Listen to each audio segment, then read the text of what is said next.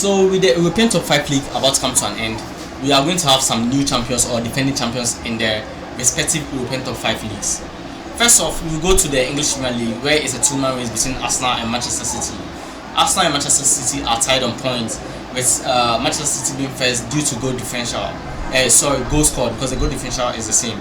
So the first tiebreaker in the Premier League is goal differential, then goal scored, then head-to-head before goals conceded. And when you look at the goal differential, they all have plus 7 goal differential. But Manchester City has scored more goals than Arsenal, which means Man City are first for the time being. And with 5 games remaining, if all these two teams should win their remaining matches, it will boil down to who scored the most goals, who will be the champion of England. Now we move on to the Spanish La Liga, and yesterday Real Madrid were held to a draw at Betis Stadium with Real Betis with a 1-1 draw, and this means that Barcelona are now winning today against Getafe will put them 15 points clear of Real Madrid with 5 games remaining. Barcelona will need 1 point in the remaining 5 games to be champion, which is charged. So Barcelona are definitely going to be Spanish champion or La Liga champions. Kudos to them. We'll move on to the France League 1 or the French League. We have a 2-man race here too. Lens are 3 points behind Paris Saint-Germain. They could have been 1 point behind Paris Saint-Germain if they had won their game yesterday at Brest.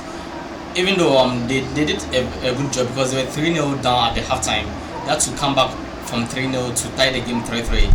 This means that they are 3 points behind Paris Saint-Germain, who have a game in hand with 4 games remaining. So this is still, I think Paris Saint-Germain are still going to win, but if they drop 1 point or more points along the way, Lens will snatch it away from them.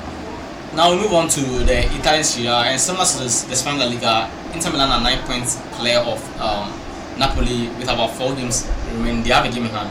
If they win that game, they'll be 12 points clear of Napoli. They have a 28 goal differential ahead of Napoli, and the league is charged. Inter Milan are going to be Serie A champions.